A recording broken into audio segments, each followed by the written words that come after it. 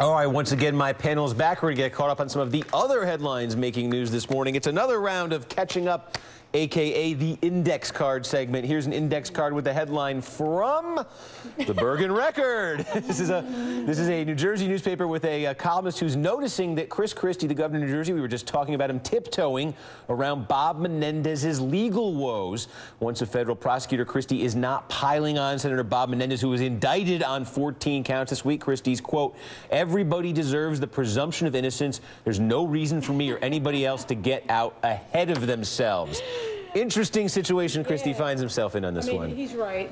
There is a presumption of innocence. But if you read the indictment, which a nerd like me actually did, it's pretty bad stuff in there. I think it's a lot worse than the Bob McDonnell case. There's some sort of almost quid pro quo, you do this and then I do that one day right after the other type stuff, and that's just not good. But Christie, too, I mean, he's someone who gets out of the head of things pretty often and then, you know, accuses and then apologizes. It seems odd. It seems striking. It seems interesting to me because we've talked about it on this show. The reporting is out there that indictments are imminent in this Bridgegate matter in New Jersey, and so Chris Christie saying now we want the presumption of innocence. Following the process. Right. What's in the Washington Post this morning? Well, how about this? College kids giving up their cell phones.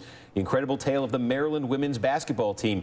This is Maryland. They're in the Final Four, the women's team. They have a unique policy, though. They gave up their cell phones. The girls on the team gave up their cell phones for 72 straight hours last weekend. Went out there, got a trip to the Final Four. So apparently it worked. You separate. I couldn't be separated from my phone for 72 minutes. Isn't that the beauty of being in the moment and being engaged? You're right. I had to give up. I gave up my phone for a while, a few years ago. For how long? 3 months.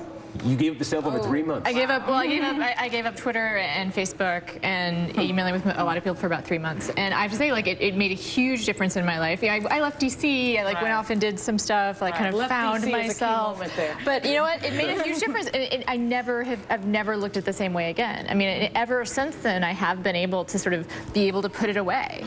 Can you hold that thought? I want to just check something on Twitter right here. If you do that, I'm saying, like, it's good for them and it's good for everybody. Just if you do that kind of hard break, it'll seem hard for a while, but once you discover the ability to do it, you will thank yourself every time you can put it away. The engagement levels have got to be better, but I couldn't do it. I couldn't do it. We've substituted shallowness for depth in a lot of cases. I mean, we've got a lot of chatter in our lives. But we're still missing. But we like some kind of, like, you know, stimulation or something. I'm sitting in a meeting. I was in an all-day meeting this week. The thing ran like 11 hours, and I got the phone in my pocket, and you hear that, you know, it buzzes twice for me if it's a text, once if it's an email. So, you know, I'm sitting there for a couple hours. It's like, oh, that's a double. Oh, that's a text. Who is that? Who is that?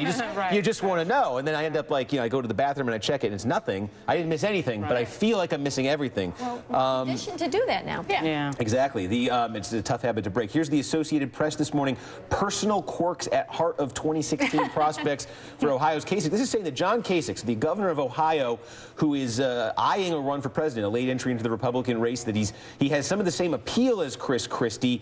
He goes off script regularly, also sort of has known for a prickly personality. But it's interesting because we talk about this crowded, unsettled Republican field, and I've always been saying, this is the guy. I look at Kasich and I say, I could see the opening for, if this is a party that doesn't want to nominate Jeb Bush, it doesn't want to go to the Ted Cruz direction or something, you need somebody there that can be, I'm not Bush, but I'm electable. And he's done Scott Walker type stuff. And he took in Ohio. But he did some different things than Scott Walker too. Yeah, the Medicaid expansion was actually huge. But of course he's going to get beat up by all the other candidates on that. But still, that's a place where he can say, I'm a different type of Republican, and that can work. And is he that's allergic what to you dogs? need to be. And but is he allergic to dogs? I thought that maybe we do that story. Oh, that was the Scott Walker. Yes, Scott Walker. The dog is not on the roof. At least Mitt Romney would have had an excuse if he was allergic to dogs. But I'm like you, Steve. I've been talking about John Kasich for a long time, especially since the convention's going to be in Ohio. That's right. I mean, in Ohio, the swingiest of swing states. It's the one everybody always talks about carrying. Where the house is from. We got one more headline, a sad one. We do want to get this one in. This is from the LA Times. Sarah Brady, the widow of James Brady, a longtime gun control advocate. Her life changed. Her husband's life changed in the 1981 assassination attempt on President Reagan that wounded her husband, paralyzed him. She died yesterday at the age of 73. Sarah Brady, a major figure in American life really for the last 30-plus years, unfortunately. Some sad news to end the show on there, but we did want to make sure to include that. For now, though, I will thank our panel for today. Former Congresswoman Nan Hayworth, Anna Marie Cox, Lauren Victoria Burke. Appreciate you all being here.